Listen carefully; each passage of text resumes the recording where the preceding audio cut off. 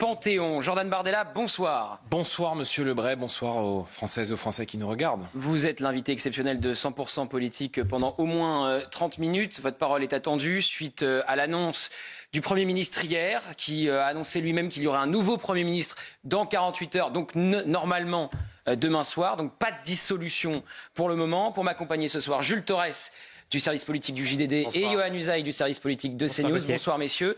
Première question, Jordan Bardella, la donne a changé. Vous avez annoncé censurer automatiquement tout nouveau Premier ministre, tout gouvernement. N'est-ce pas prendre le risque d'ajouter du chaos au chaos? Votre question est prévisible, Monsieur Lebray. Depuis maintenant plusieurs jours, voire plusieurs semaines, les macronistes sont en train de balader les Français en leur faisant miroiter de potentiels accords de couloir entre les différents partis politiques qui, pour le coup, fondent ce que je pourrais appeler ce soir un système où depuis maintenant la démission de M. Lecornu, après l'annonce d'un gouvernement plus macroniste qu'Emmanuel Macron lui-même, dans une période où il n'y a jamais eu autant de Français qui s'expriment contre la politique d'Emmanuel Macron depuis 8 ans, multiplie les tractations pour, coûte que coûte, permettre aux macronistes de se maintenir au pouvoir. C'est un jeu de dupes auquel participent les Républicains. En tout cas, une partie des Républicains, et je ne désespère pas de convaincre l'autre parti qu'un chemin patriote national est aujourd'hui possible aux côtés du Rassemblement national, de ses alliés à droite avec Éric Ciotti, et évidemment la gauche, les socialistes et les écologistes. Donc, si vous voulez, pendant que les Français regardent affligés ce spectacle, le pays s'enfonce dans une incertitude et dans une instabilité majeure. Moi, que l'on soit extrêmement clair, parce que c'est un petit peu la musique que l'on entend depuis plusieurs jours, je ne laisserai jamais mon pays dans les mains de la gauche et encore moins dans les mains de l'extrême gauche. Par conséquent, lorsque j'entends sur vos plateaux ou dans les rédactions parler de rumeurs d'un potentiel Premier ministre, soit de centre-gauche, soit à gauche, il y aura évidemment une censure systématique. Peu importe le profil, Jean-Louis Borloo a été évoqué aujourd'hui. Jean-Louis, excusez-moi. Technique. Pourquoi pas Roselyne Bachelot ou Martine Aubry. Je veux dire, la blague va devoir s'arrêter à un moment donné. Imaginez les Français qui nous écoutent ce soir, qui souffrent depuis des mois, parce que la question du pouvoir d'achat n'est pas traitée, parce que l'urgence migratoire, et vous avez vu les chiffres de l'INSEE qui ont été publiés il y a quelques heures, qui nous montrent qu'il n'y a jamais eu autant d'étrangers qui sont entrés dans notre pays qu'en 2024, alors même que M. Retailleau était ministre de l'Intérieur et qu'il a été vendu comme l'homme qui allait incarner une droite forte, une droite de conviction, une remise en ordre du pays. On voit qu'on n'a jamais autant accueilli de personnes dans notre pays. À l'heure de l'urgence économique, on voit la situation des finances publiques se dégrader, où nos chefs d'entreprise sont extrêmement inquiets d'être ceux sur qui pèse une suspicion en permanence.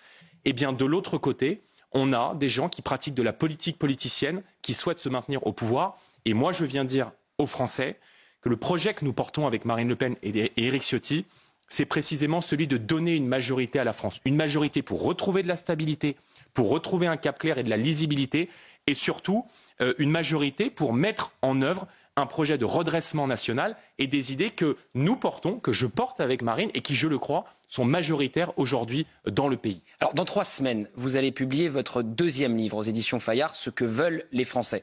On va en parler dans un instant, mais quand je vois ce titre, Ce que veulent les Français, je pense évidemment à la situation actuelle, puisque ce que veulent les Français aujourd'hui, Jordan Bardella, à 7 Français sur 10, c'est une dissolution, voire une démission du président de la République. Et il y a quelque chose qui a changé dans le discours du RN, c'est qu'aujourd'hui, évoquer la démission d'Emmanuel Macron n'est plus un tabou.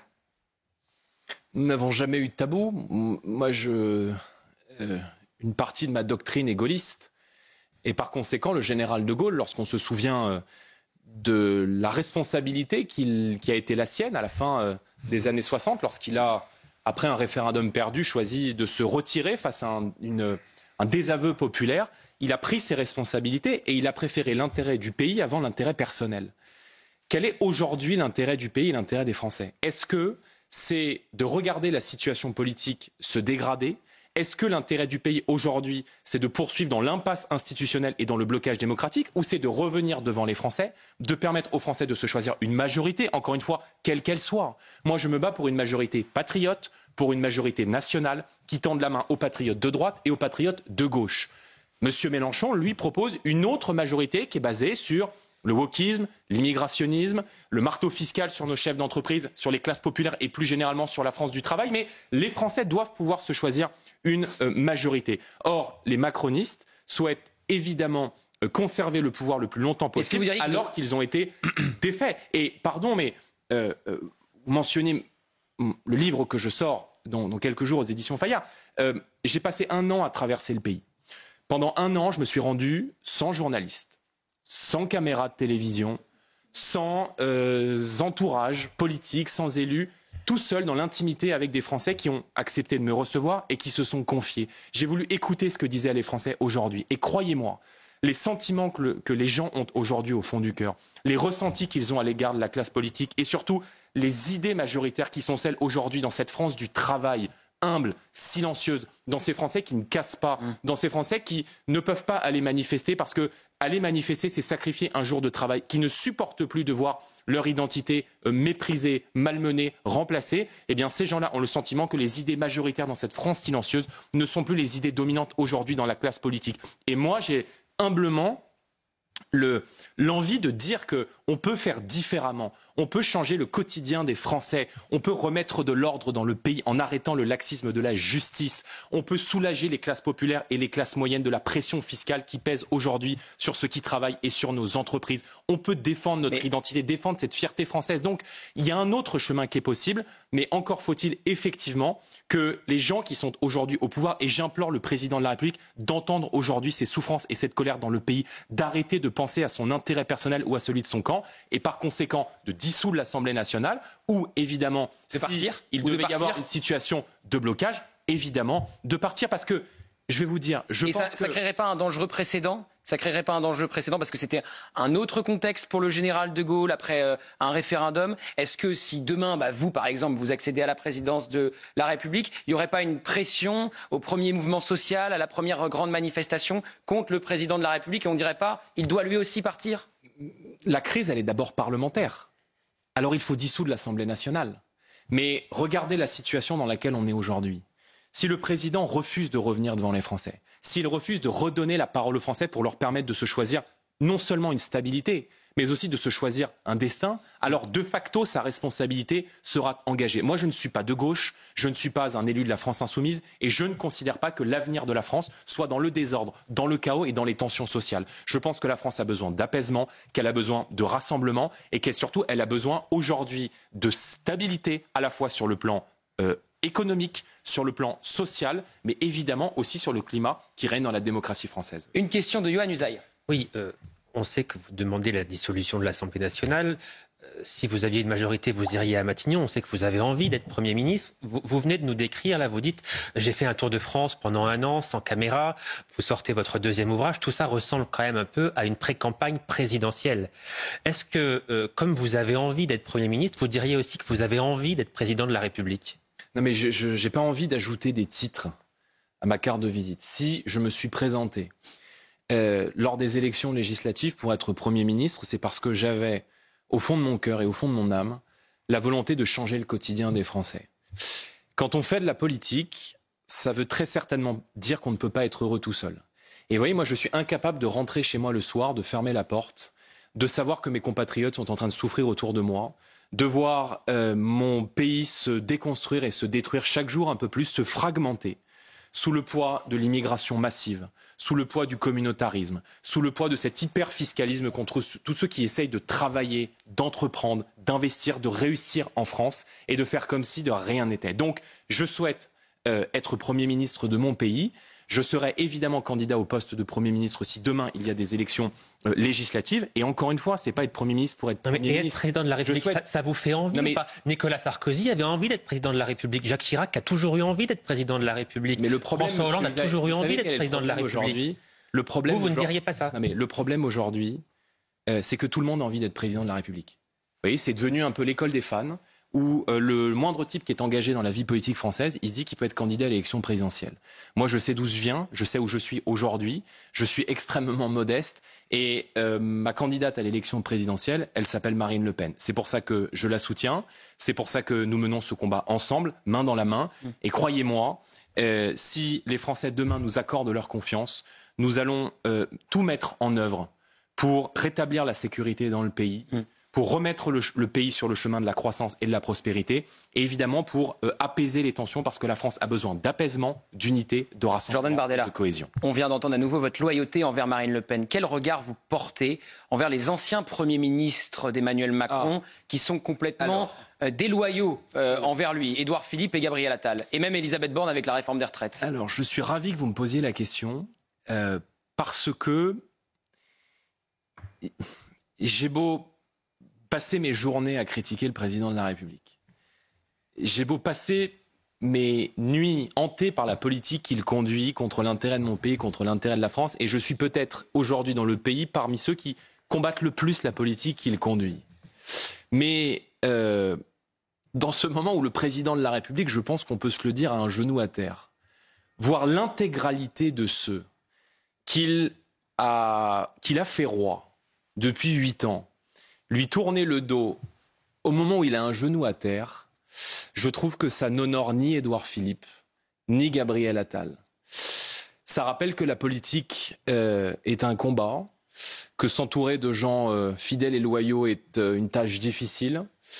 Mais je ne peux m'empêcher de trouver ce spectacle assez pathétique, parce que le respect et la loyauté sont des valeurs auxquelles je tiens, ce sont les valeurs de mes parents, c'est ainsi que j'ai été éduqué. Et de voir aujourd'hui les macronistes de la première heure, qui ne seraient rien sans Emmanuel Macron, lui planter un deuxième couteau dans le dos, quand on a des valeurs et des principes, même à mon pire adversaire, je vais vous dire, je ne souhaite pas cela.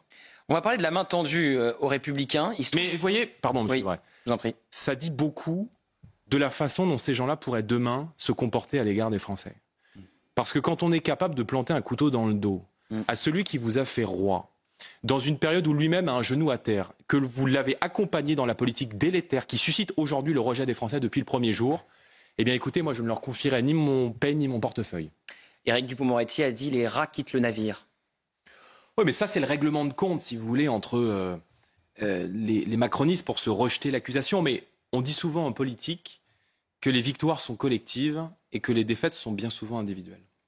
Je disais donc, on va parler de la main tendue aux Républicains, puisque vous avez fait un pas supplémentaire cette semaine. Vous avez vraiment tendu la main en cas de majorité relative après une dissolution du Rassemblement national, pour avoir une majorité absolue et pourquoi pas un gouvernement commun. Main refusée par Bruno Retailleau. Je signale aussi qu'aujourd'hui, vous avez voté avec François-Xavier Bellamy au Parlement européen une motion de censure contre la présidente de la Commission européenne, Ursula von der Leyen. Première question. Comment vous réagissez à cette main refusée par Bruno Retailleau, le ministre démissionnaire de l'Intérieur? Ça vous étonne? Allez-y.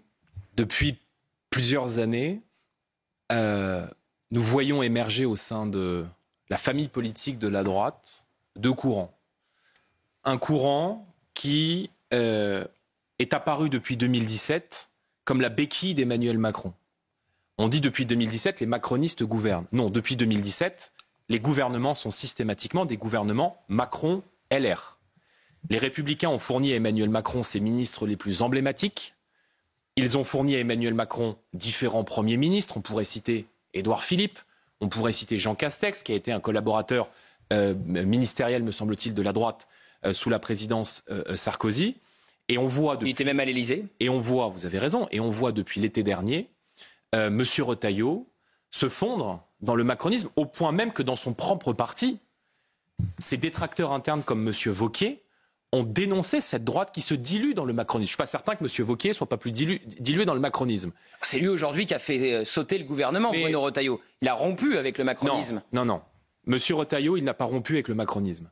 M. Retailleau, il a claqué la porte après avoir accepté la main tendue des macronistes parce que LR n'avait pas assez de gouvernement. Il n'est pas parti sur une question de conviction. Il n'est pas parti sur la question de l'Algérie, alors qu'il n'arrivait pas ce bras de fer diplomatique avec le régime d'Alger. Il n'est pas parti au moment où le président de la République a décidé, avec ses soutiens à l'Assemblée nationale, de reconduire la gratuité des soins aux étrangers en situation irrégulière dans le précédent budget de l'État.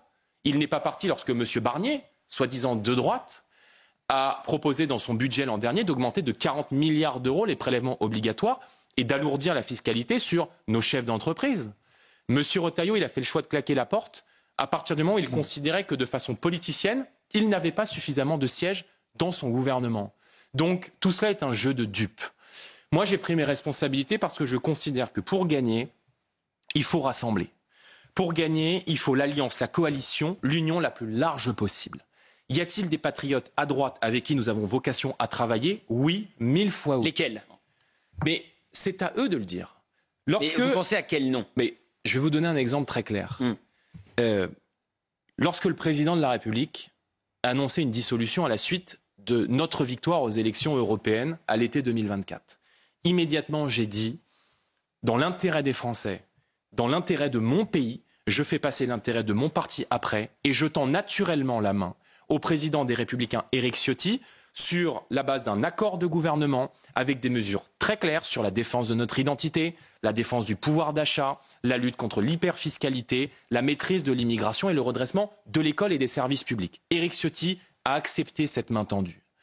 Au moment où nous nous parlons, si demain il y a une dissolution de l'Assemblée nationale, pourquoi est-ce qu'une telle alliance ne pourrait pas se renouveler avec M. Retailleau? Parce que M. Retailleau, il a fait le choix de se fondre dans le macronisme. M. Retailleau, depuis 1 an et demi, il est assis en Conseil des ministres tous les mercredis entre un socialiste qui s'appelle Manuel Valls ou M. Rebsamen, qui je crois était ministre, oui, encore quelques jours, bon on les connaît plus, mais il a été ministre quand même, il faut le dire, et les macronistes qui détruisent mon pays, notre pays, depuis 8 ans. La manière dont il a balayé la main tendue que je lui ai formulée, je veux dire, les masques tombent. M. Retailleau, il préfère mourir politiquement avec Emmanuel Macron et avec les macronistes plutôt que de se battre aux côtés de ceux qui souhaitent redresser notre pays et protéger notre nation. Il a justifié ce refus de travailler avec vous en disant mais il y a quelques jours, Marine Le Pen disait que dans une élection entre Bruno Retailleau et le Parti socialiste, elle refusait de choisir. Marine Le Pen a-t-elle dit cela? C'est ce qu'a affirmé Bruno Retailleau. Oui, mais comme journaliste, il vous faut donner l'intégralité du verbatim de Marine Le Pen qui a dit que sur un certain nombre de sujets, à commencer par la question migratoire, elle était évidemment plus proche, non pas des actes, mais des mots de monsieur. Mais elle a refusé de choisir entre les deux. Je vais vous dire, moi je ne vais pas passer mon temps à courir derrière des gens qui sont plus intéressés par leur poste que par la survie de la France. Donc il y a des patriotes sincères aux Républicains. Il y a des orphelins de la droite aujourd'hui qui ne se reconnaissent plus dans ce parti. Moi, je leur tends la main et je les invite à venir travailler à mes côtés. Et je veux leur dire, on n'est peut-être pas d'accord sur tout. Vous avez parfois des sensibilités différentes des miennes. J'ai parfois des sensibilités différentes des autres. Et encore, parfois, il y a certaines caricatures que je trouve injustes et infondées et qui sont précisément nourries par les cadres des Républicains. Mais dans l'intérêt de la France, il faut qu'on fasse un bout de chemin ensemble. Donc des patriotes, il y en a à droite, des patriotes, il y en a à gauche. Et le Rassemblement national n'a pas vocation à sauver la droite, il a vocation à sauver la France. Parce que notre pire ennemi, c'est le temps. Et le temps nous coûte beaucoup. Une taxe, ça se change en 24 heures. L'identité d'un pays, à partir du moment où elle est attaquée, où elle est abîmée, eh bien, c'est parfois de manière définitive. Si je vais dans le sens de Johan, Bruno Retailleau l'a justifié par évidemment le vote que rappelle Johan et aussi parce que Jean-Philippe Tanguy a pu dire contre lui. Voilà.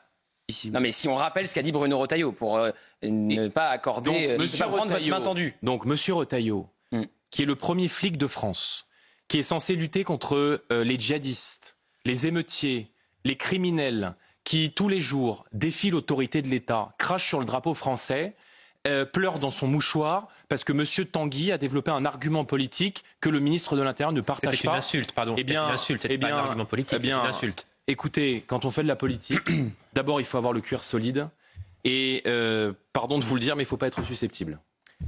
Jules Torres. Bruno Retailleau dit quelque chose... Mais vous voyez bien là qu'on est dans le prétexte, c'est pas sérieux. Il y a un autre argument qui est utilisé par Bruno Retailleau et qui est un argument qui est aussi utilisé par certains électeurs de droite. Mais je sais déjà ce que vous allez me dire. C'est que je vais vous le dire. C'est qu'on est de gauche en économie. Non, c'est qu'ils disent que économiquement, le Rassemblement national est flou, qu'on ne comprend pas toujours certaines choses, notamment comme la réforme des retraites. Que lui répondez-vous? Moi, je vous demande pas si c'est vrai ou si c'est faux. Est-ce que le RN est économiquement flou? Est-ce que leur proposition de réforme des retraites est viable? Mais Monsieur Torres, vous êtes un journaliste brillant. Oui. Ça commence comme ça. Non mais pardon, mais je vous sais extrêmement attentif aux déclarations des uns et des autres et aux petits jeux politiciens. Si les cadres des Républicains arrêtent demain de dire que le Rassemblement national est flou sur les enjeux économiques alors que l'intégralité des actualités et que tout ce qui se passe autour de nous depuis 15 ans valide l'intégralité des analyses que nous avons faites, alors l'ensemble de leurs électeurs n'ont plus aucun frein à accepter la main tendue que je leur fais. Donc je vais vous dire très clairement, moi, en matière économique, je ne fais pas dans l'idéologie, je fais dans le pragmatisme, je fais dans l'efficacité. Je suis un militant acharné de la production, de la croissance, et je considère, à la différence de beaucoup d'autres, et à commencer par les macronistes, M. Macron a été présenté comme pro-business en 2017, ce qu'il a donné de la main gauche en impôt de production, il l'a repris de la main droite avec une avalanche de normes et de surtranspositions, notamment inspirées, on a parlé du Parlement européen et d'Ursula von der Leyen tout à l'heure, on pourra revenir sur la motion de cet après-midi qui a été de mon initiative, votée aussi par François-Xavier Bellamy, qui pèse aujourd'hui sur nos chefs d'entreprise. Donc, je vais vous dire, les entreprises françaises, les entrepreneurs de France, qu'ils soient petits, moyens ou gros, qu'ils fassent rayonner le savoir-faire français dans nos territoires, dans nos campagnes, dans nos communes ou sur la scène internationale, sont aujourd'hui nécessaires dans le redressement du pays. On n'affrontera pas le mur de la dette simplement en réduisant le train de vie de l'État. Il faut recréer de la croissance. Il faut déverrouiller toutes les contraintes qui pèsent sur la production. Et moi, parce que je suis à l'écoute de nos chefs d'entreprise, je sais qu'ils ont besoin de stabilité, je sais qu'ils ont besoin d'un pacte de confiance, d'une fiscalité de croissance. Nous souhaitons notamment supprimer l'impôt de production pour réaligner la France de manière, je dirais, au niveau européen par rapport à la compétitivité des autres économies de la zone euro. Nous souhaitons retrouver un prix français de l'électricité pour doper notre compétitivité. Nous souhaitons faire le patriotisme économique pour faire en sorte que dans les marchés publics, les entreprises françaises soient prioritaires. Et évidemment simplifier l'économie française. Mais je crois que sur tous ces points, ce n'est ni de droite ni de gauche, c'est d'abord du bon sens. Mais est-ce que j'ai l'impression d'avoir un discours libéral en face de moi? Est-ce que vous diriez, Jordan Bardella, que vous êtes un libéral? Ce qui n'est pas un gros mot. Hein. Mais je pense que le pays, en tout cas que... je pense d'abord que le macronisme, c'est le socialisme en pire. Vous voyez, parce que quand on pénalise nos chefs d'entreprise... Que sera le bardélisme alors? Ça sera une forme de pragmatisme. Et ça sera d'abord un principe qui consiste à faire confiance à nos chefs d'entreprise et d'arrêter systématiquement de considérer que ceux qui créent de la richesse dans notre pays, qui innovent, qui entreprennent et qui prennent des risques, parce que nos chefs d'entreprise, eux, ils ne sont pas couverts par le chômage lorsque l'entreprise se casse la gueule, eh bien, je serai à leur côté. Parce que je vais leur dire très clairement, pour redresser mon pays, pour remettre la France sur le chemin de la croissance, pour recréer de l'emploi, j'ai besoin de vous. J'ai besoin de vous, chefs d'entreprise, j'ai besoin des TPE-PME, j'ai besoin des ETI, j'ai besoin de nos pêcheurs, j'ai besoin de nos agriculteurs, j'ai besoin de tous ceux qui créent de la... Mais arrêtez d'enfermer les gens dans des cases. Ce qui est certain, c'est que nos chefs d'entreprise ont besoin de liberté, ils ont besoin d'oxygène. Et si demain, je suis à la tête d'un gouvernement d'union nationale, je demanderai à mon ministre de l'économie très vite de prendre des mesures en faveur du pouvoir d'achat, mais je demanderai également à mon ministre de l'économie de simplifier la vie de nos chefs d'entreprise, d'abord en décrétant une pause normative et surtout en mettant fin aux surtranspositions abusives et aux normes environnementales excessives qui sont décidées à Bruxelles par la droite et par la gauche et qui freinent aujourd'hui la croissance. Je vous rappelle, que les normes, c'est 4% du PIB, 60 milliards d'euros de coûts à l'économie française. Je veux qu'on aille sur les retraites. Parce que c'est quand même celle qui a porté cette réforme en tant que Première ministre qui est en train de l'enterrer, Elisabeth Borne. Et pour que ça soit bien clair, puisque Jules, c'est la question de Jules tout à l'heure, les reproches des LR, est-ce que vous voulez suspendre la réforme des retraites, l'abroger, revenir à 62 ans? C'est vrai qu'on a du mal à comprendre. Donc la réforme des retraites Borne, vous arrivez demain après une dissolution à Matignon, est-ce qu'elle est suspendue, oui ou non? Alors, vous me posez la question à chaque fois que vous m'invitez dans votre émission, je vais donc naturellement vous faire la même réponse. Alors, permettez-moi avant de rentrer dans le fond du dossier, et je ne vais pas fuir, je vais vous répondre sur le fond du sujet. Le pays a été mis à feu et à sang. Cette réforme des retraites a été imposée envers et contre tous, contre l'avis des Français, sans vote à l'Assemblée nationale, contre la représentation nationale, avec la motivation et l'explication que si cette réforme Borne, cette réforme des retraites n'était pas mise en œuvre, ça serait la faillite financière et le chaos économique. Et aujourd'hui, pour protéger leur place, pour protéger leur fauteuil à l'Assemblée nationale, les macronistes viennent nous dire on est prêt à retirer cette réforme. Mais est-ce que les Français vont se réveiller? Voyez bien là qu'on est face à des gens qui vous baladent, qui sont prêts à mettre le pays à feu et à sang pour imposer leurs réformes, mais qui, le jour où ils sont menacés de perdre leur siège parce qu'une dissolution pointe le bout de son nez, viennent vous dire on est prêt à faire machine arrière. Et vous? Donc c'est du cynisme et ça doit être dénoncé. Et vous? Deuxièmement, nous l'avons dit, cette réforme Borne, elle est inefficace. Elle est inefficace parce qu'elle est injuste socialement et parce qu'elle est inefficace économiquement. Nous avons fait un choix très clair. Ceux qui ont commencé à travailler avant 20 ans pourront partir à 40 annuités. Quand vous commencez à travailler à 25 ans, qu'il y ait une progressivité qui vous fasse aller jusqu'à 66 ou 67 ans, quand vous avez des conditions de travail, je dirais, très confortables, quand vous travaillez dans des bureaux qui sont climatisés durant l'été, qui sont chauffés en hiver, vous pouvez travailler plus longtemps. Mais ce que je n'accepte pas, c'est qu'on pénalise les Français les plus modestes, c'est qu'on pénalise la Donc France vous la du travail. suspendez. Par conséquent, bien sûr, et par conséquent, suspendre la réforme Borne, c'est 500 millions d'euros. Hein. Ça a été dit Non, par mais Bercy. vous la suspendez ou vous l'annulez complètement? C'est pas la même chose. Est-ce que vous revenez complètement dessus ou c'est suspendu le temps de voir comment ça se passe et d'examiner le contexte budgétaire? Alors nous la suspendons d'abord. Nous allons mettre en œuvre une réforme progressive qui va inciter à rentrer plus tôt sur le marché du travail parce que le problème de l'économie française dont personne ne parle, d'abord c'est celui de la productivité. La productivité de l'économie française, elle stagne depuis 2017 et surtout il n'y a pas assez de gens dans notre pays qui en quantité travaillent. Les efforts aujourd'hui, ils pèsent sur les classes moyennes, sur la France du travail, et ce sont aujourd'hui les mêmes qui payent pour tous les autres et pour tout le monde. Donc, quand vous avez aujourd'hui une économie où le premier emploi stable est 27 ans, alors qu'il est de 23 ans en Allemagne, ça veut dire que toute une classe d'âge n'a pas vocation à aller vers des études J'entends, mais générales. Donc, après avoir suspendu la réforme, vous faites quoi? Je vais vous répondre.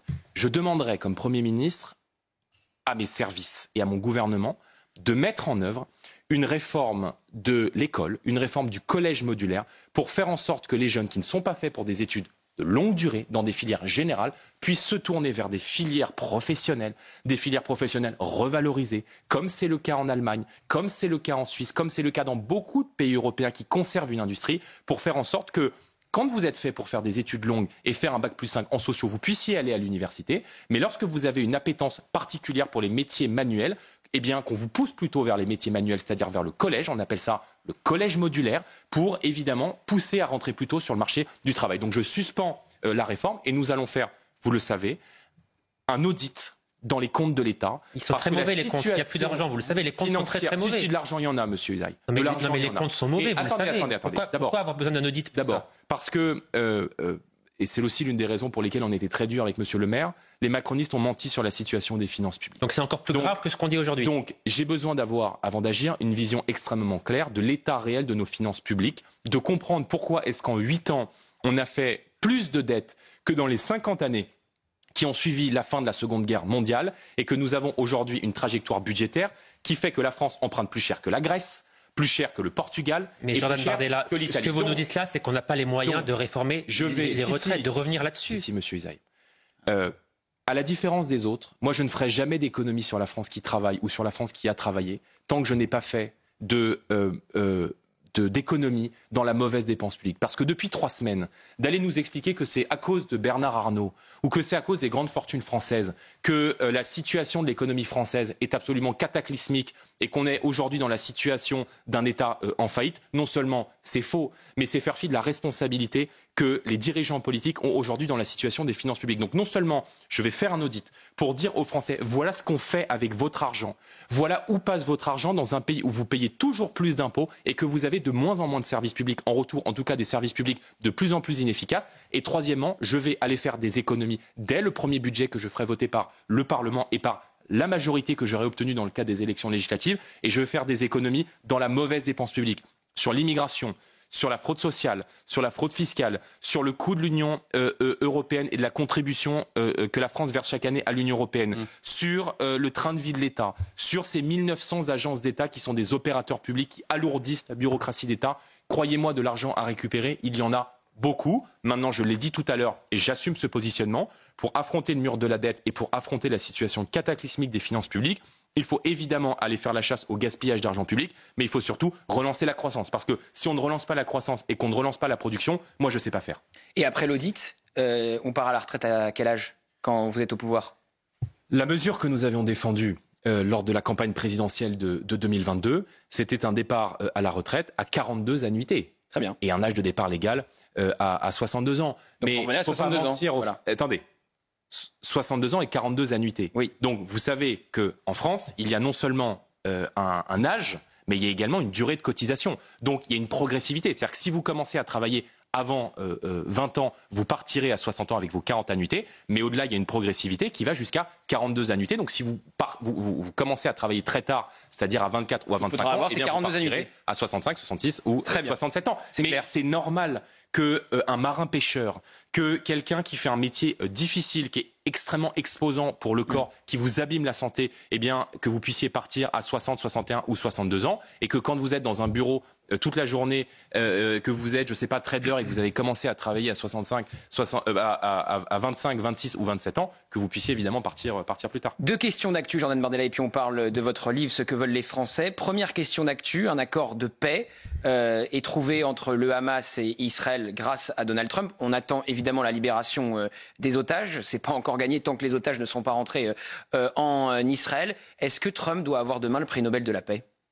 En tout cas, le président Trump a été injustement moqué pour les efforts qu'il a entrepris avec, certes, son style, sa façon de faire pour ramener de la stabilité à la fois aux portes de l'Europe, dans le conflit qui oppose et la guerre d'agression qui est menée par la Russie contre l'Ukraine, et évidemment dans ce Moyen-Orient qui est proche et Moyen-Orient, proche s'agissant d'Israël et de Gaza, est aujourd'hui une poudrière. Donc il faut évidemment saluer cet effort. On peut espérer que ce cessez-le-feu soit plus durable que ne l'a été le précédent. Cet accord, il prévoit la restitution évidemment des otages, mais aussi des corps, parce que ça a une importance très forte dans cette région du monde de retrouver évidemment les corps, et de l'autre, un retrait partiel de Tsahal, de la bande de Gaza. Donc il faut évidemment s'en réjouir. Et moi, je déplore que, et c'est à noter, lorsque le président américain remercie les différents États qui ont œuvré pour la paix, il ne cite pas la France. Mais la France essaye de faire croire que c'est grâce à elle. Jean-Noël Barrot et Emmanuel Macron essayent de faire croire que c'est grâce à eux. Bon, la réalité parle d'elle-même. Le président américain, il adresse ses remerciements au Qatar, à l'Égypte, à la Turquie. Et moi, ce qui me fait mal, c'est de voir que la France est en train de sortir des affaires du monde. La France, sous l'impulsion notamment du général de Gaulle, depuis la fin de la Seconde Guerre mondiale, a toujours porté une voix singulière dans le monde. Et Emmanuel Macron, par des revirements incessants, par une façon de faire peu élégante à l'égard d'un certain nombre de dirigeants, et notamment dans ce Sud global, mais aussi par l'affaiblissement du corps diplomatique. Ça fera partie d'ailleurs aussi des premiers décrets, des premières mesures que je prendrai demain si je suis à la tête du gouvernement, c'est de rétablir le corps diplomatique, de rétablir le corps préfectoral qu'Emmanuel Macron a considérablement affaibli, parce que pour que la France soit respectée, pour que la voix de la nation, de la patrie soit entendue de par le monde, il faut d'abord un État fort, un État solide, un État stable et un État surtout dont la voix soit cohérente et lisible. Il faut qu'on avance parce que je veux qu'on parle du livre dans un instant. Mais Robert Badinter a été panthéonisé aujourd'hui. Est-ce que vous vous rangez derrière l'unanimisme de la figure de Robert Badinter, ou est-ce que, c'est le tweet aujourd'hui de Marion Maréchal, vous soulignez pourquoi pas certaines critiques de son bilan ? Vous savez, moi j'ai des principes et j'essaye de m'y tenir dans les instants de commémoration. Qu'il s'agisse d'un recueillement, d'un enterrement ou d'une panthéonisation, je ne polémique jamais. Je rappelle que sa tombe a été profanée aujourd'hui. Mon angoisse et mon inquiétude de voir cette tombe à Bagneux qui a été souillée, qui a été salie. Non seulement les responsables de ces monstruosités doivent être retrouvés, mais ils doivent être condamnés avec la plus grande sévérité, parce qu'en France, dans une grande civilisation teintée de christianisme comme la nôtre, on respecte les morts. On respecte la vie, mais on respecte aussi les morts. Et je peux ne pas partager les options politiques qui ont été celles de Robert Badinter, bien que je ne sois pas en faveur de la peine de mort. Moi, je suis attaché à la perpétuité réelle. Je ne partage pas les options politiques qui ont été défendues par M. Mitterrand, par son gouvernement et par les socialistes. Mais M. Badinter a été une figure de la vie politique française. Et je peux contester ses choix politiques. Il a aussi été quelqu'un qui a été le témoin de notre histoire, et le témoin de l'occupation et d'une des périodes les plus douloureuses de l'histoire de France. Mais je pense que dans les moments de recueillement, le silence a parfois du bon. Je le disais donc, dans 3 semaines sortira votre deuxième livre aux éditions Fayard, Ce que veulent les Français. Je le dis tout de suite, personne ne l'a lu, je crois, en France, parce qu'il n'est pas encore parvenu, à part votre éditeur évidemment, je l'espère bien, il n'est pas encore parvenu aux rédactions. Qu'y a-t-il dans ce livre, Jordan Bardella? Je crois que c'est le portrait, vous dressez le portrait de plusieurs Français. Ce livre, d'abord c'est un journal intime de toutes les confidences que m'ont fait les Français depuis que je me suis engagé en politique.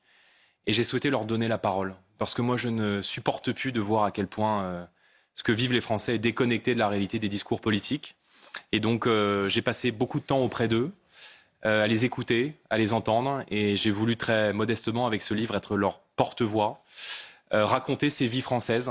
Les Français qui commanderont ce livre ou qui me feront l'honneur de me lire découvriront le portrait d'une France qui se bat, d'une France qui travaille humblement, silencieusement. Ils découvriront le portrait d'un fonctionnaire de police qui a servi à la BRI, qui est entré au Bataclan dans ce moment extrêmement douloureux de l'histoire de France. On va être à 10 ans maintenant des atrocités du Bataclan, des attentats de Saint-Denis, du Stade de France. Ils vont lire l'horreur avec laquelle vit ce policier depuis maintenant 10 ans et ces tristes scènes qui se rappellent à lui chaque soir. Ils pourront lire le portrait d'une médecin qui a mon âge, une trentaine d'années, qui travaille chaque jour en palliatif, qui accompagne des Français en fin de vie. Ils pourront lire le portrait d'un agriculteur, d'un pêcheur, d'un enseignant et rentrer dans le quotidien des Français. Je veux dire, si la France tient encore debout, c'est grâce à eux, c'est grâce aux Français. Et les responsables politiques doivent retrouver cette humilité. Ils sont là d'abord et avant tout pour écouter les Français, pour être au service de ce qu'ils souhaitent. Et en somme, en racontant le cœur des Français, j'ai voulu raconter notre époque. Jules Torres, il se trouve que vous avez écrit sur ce livre dans les colonnes du JDD. Oui, votre premier livre s'intitulait « Ce que je cherche ». Celui-ci s'intitule « Ce que veulent les Français ». On a l'impression que vous êtes passé du « je » avec votre premier livre au « vous » avec ce deuxième livre, Jamais 203. Est-ce qu'il y aura un « nous » ? Écoutez, nous verrons. D'abord, ce deuxième livre est en précommande, il n'est pas encore sorti. Il sort le 29 octobre. Donc, je ne sais pas. En tout cas, je prends plaisir à l'écriture. L'écriture permet de dire des choses qu'on ne peut pas dire dans une émission de télé, dans un temps démocratique et dans un temps médiatique où la facilité consiste à diffuser des éléments de langage, à aller au clash avec les journalistes ou avec les adversaires politiques. Donc le livre permet cet exercice de confession, de confidence, il permet le temps long. Et quand la politique est un sacerdoce, en tout cas elle l'est pour moi, et quelque chose de violent, l'écriture est un moyen de me retrouver et aussi de partager ce que me disent les Français, parce que si vous voulez, la politique, c'est pas simplement froid, c'est pas de la comptabilité. La politique, c'est chaud, ça se fait avec des sentiments, ça se fait avec le cœur. En tout cas, c'est comme ça que moi je la pratique. Et j'ai voulu donner la parole aux Français. Alors, est-ce qu'il y aura un troisième livre ? D'abord, j'espère que les Français me feront l'honneur de me lire cette année encore. Une toute dernière question, Jordan Bardella, pour clôturer notre émission. On l'a dit en début d'émission, ce que veulent les Français, c'est une dissolution ou le départ d'Emmanuel Macron. Et puis, il y a une forme de dégoût, on l'a vu, du spectacle politique affligeant auquel on assiste. Est-ce que quand on est dans la classe politique, on n'a pas peur d'être contaminé par ce spectacle politique, même si on n'a pas une responsabilité dans le chaos qu'Emmanuel Macron a provoqué ? Je crois modestement qu'on est un petit peu à part des autres. Et si les Français, d'où qu'ils viennent, nous accordent chaque jour un peu plus leur confiance, c'est sans doute parce qu'ils ont d'abord la foi au fond du cœur, celle qu'on va pouvoir changer, améliorer leur quotidien, renouer avec ce grand destin français qui est lié profondément à ce que nous sommes, à notre histoire, à notre civilisation, à notre identité. C'est parce qu'ils sont convaincus que la France a encore un mot à dire. Moi, je suis profondément amoureux de mon pays. Je suis malade de le voir sombrer et je me battrai jour et nuit pour que demain on puisse dire librement en France qu'on est fier d'être français, qu'on puisse revendiquer notre art de vivre, notre culture, notre identité, notre civilisation, qu'on puisse être fier de nos chefs d'entreprise, de ceux qui créent, de nos salariés, de ceux qui travaillent, de nos fonctionnaires, de nos militaires qui sont en première ligne et qui font vivre aussi cet esprit patriotique. Donc je sais que les temps sont difficiles, je sais que les temps sont incertains, mais mon devoir, en tout cas, et notre devoir avec Marine Le Pen et Éric Ciotti, c'est de nous préparer. Et je veux dire aux Français de tenir bon parce que leur devoir sera très bientôt de choisir. Il n'y a aucune fatalité à ceux qui inéluctable pour vous, la dissolution, elle arrivera avant 2027. En tout cas, je pense qu'on ne peut pas arrêter un peuple qui se remet à espérer. Merci Jordan Bardella. Ça sort quand, ce que veulent les Français ? Il sort le 29 octobre. Il est disponible dès maintenant en précommande. On est déjà en tête des ventes. Donc, je dis aux Français, lisez, faites-vous une opinion par vous-même. Très bien. Eh bien, vous reviendrez quand on pourra lire le livre et en parler plus longuement. Avec grand plaisir. Merci Jordan Bardella d'avoir été notre invité exceptionnel ce soir dans 100% Politique. On se retrouve